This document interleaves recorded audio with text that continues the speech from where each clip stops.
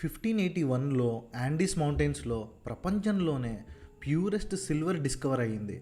అది జస్ట్ ఒక మెటల్ కాదు, అది ప్రపంచాన్ని కనెక్ట్ చేసిన ఒక ట్రిగ్గర్.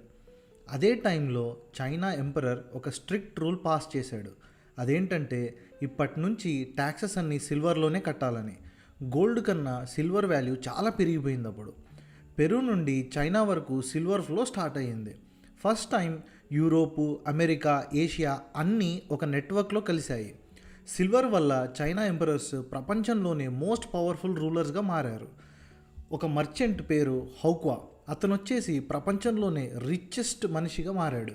సో 18th సెంచరీలో చైనా యొక్క సిల్వర్ వేర్, అలాగే పార్సిలిన్ అంటే మట్టితో చేసిన కప్స్, బౌల్స్ అండ్ ప్లేట్స్ అనమాట. ఇది మట్టి అంటే నార్మల్ మట్టి కాదు, స్పెషల్ మట్టి. సో దీని యొక్క అందానికి ప్రపంచం మొత్తంలో చాలా డిమాండ్ పెరిగిపోయింది అప్పట్లో. సో దీనివల్ల బాస్టన్, హాంకాంగ్, షాంఘై లాంటి సిటీస్ చాలా గ్రో అయ్యాయి. బట్ ఐరనీ ఏంటంటే ఈ సిల్వర్ ఒబ్సెషన్ ఈ చైనా డౌన్ఫాల్కి బీజం వేసింది. క్వాంగ్లాంగ్ ఎంపరర్ టైంలో China world economic super power and cultural super పవర్గా మారింది.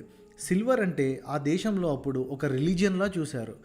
ఈ స్టోరీ చెప్పేది ఒకటే, వరల్డ్ గ్లోబలైజేషన్ బుల్లెట్స్ వల్ల కాదు, మెటల్స్ వల్ల స్టార్ట్ అయ్యింది.